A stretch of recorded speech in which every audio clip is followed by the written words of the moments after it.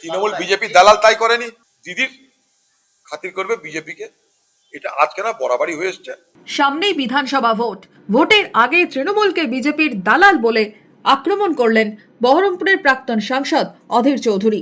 বৃহস্পতিবার বহরমপুরে জেলা কংগ্রেস কার্যালয়ে সাংবাদিক বৈঠকে একের পর এক ইস্যু টেনে অধীরের নিশানায় তৃণমূল বিজেপি। এর আগে জগদীপ ধনখড়কে উপরাষ্ট্রপতি করার জন্য তৃণমূলের নিরপেক্ষতা আপনারা জানেন। এর আগে যখন ইন্ডিয়া গঠবন্ধন হচ্ছে তখন মমতা ব্যানার্জি প্রথমেই ইন্ডিয়া জুড়ে বিরোধিতা করেছিল, আপনারা জানেন। এই মমতা ব্যানার্জি কখনো বিজেপির বিরুদ্ধে না পার্লামেন্টের মধ্যে না পার্লামেন্টের বাইরে কোনো সত্যিকারের লড়াই প্রতিবাদ করে না। মুখ্যমন্ত্রীকে নিশানা করে অধীরের অভিযোগ, বরাবরই বিজেপিকে খাতিরের রাজনীতি তৃণমূলের।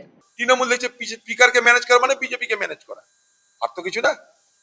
ইডির আর তৎপরতা নেই আইপ্যাক নিয়ে, ইডি আর তৎপর দেখছেন, আইপ্যাক নিয়ে চুপ করে গেছে। দিদির খাতির করবে বিজেপিকে, এটা আজকে না বরাবরই হয়ে এসছে, আজও হচ্ছে, আগামী দিনেও হবে।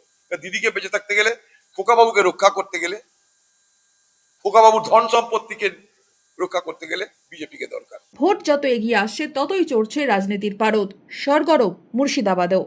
Bureau report, Madhyabanga news. Manmohini health care, স্বাস্থ্য সেবায় অটুট শ্রেষ্ঠত্বের শিরোপা। জেলায় প্রথম robotic knee replacement, cardiology with cath lab, neurosurgery, specialised trauma unit থেকে স্পাইন ট্রেন, একগুচ্ছ পরিষেবায় নিয়োজিত। Manmohini health care, quality care with personal touch, Baharampur শিল্প তালুক।